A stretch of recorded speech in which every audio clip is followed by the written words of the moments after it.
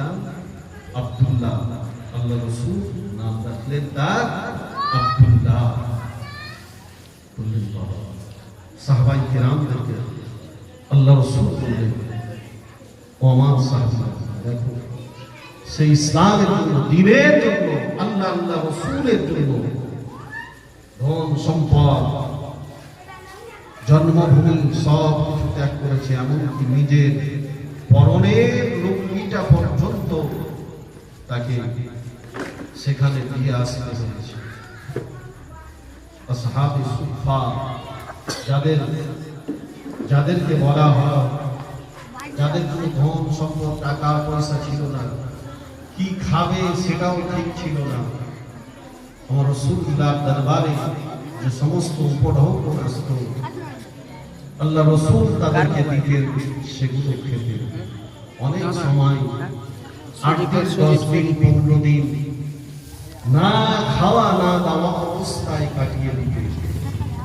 কিতাবের মধ্যে এসেছে সুফা সাহাবীদের জীবনটা ছিল এরকম। মাসকে মাস তারা ক্ষুধার্ত অবস্থায় ওই অবস্থায় তারা তাদের যখন খিদা লাগতো, অসহ্য খিদা তারা যখন সহ্য করতে পারতেন না, আসহাবে সুফা ওই সমস্ত সাহাবীরা বর্ণনা করেন যে আমরা মসজিদুন নববী দিকে, আমরা আল্লাহর নবীর হুজরা মুবারকের দিকে তাকিয়ে থাকতাম। তখন রাসূলুল্লাহ মসজিদে আসবেন, আমরা আমার রাসূলুল্লাহর চেহারা মুবারকটা একবার দেখব। ভাইরা বাবাজিরা, শুনে গেলেন আল্লাহর নবীর সুফা সাহাবীরা তারা মাসের পর মাস না খাওয়া দাওয়া অবস্থায়, ক্ষুধার্ত অবস্থায় দিন কাটাতেন।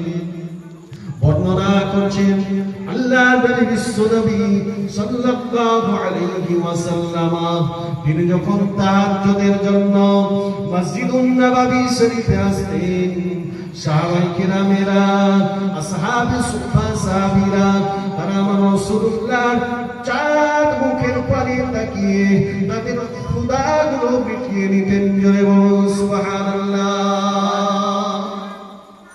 আমার নবীর নূরের চেহারার দিকে তাকিয়ে তারা বলতেন যে আমার রাসূলের দিকে তাকিয়ে আমাদের ক্ষুধাগুলো আমরা নিবারণ করব। ভাইরা, সেই আব্দুল উজ্জা যার নাম দিলেন আমার রাসূলুল্লাহ।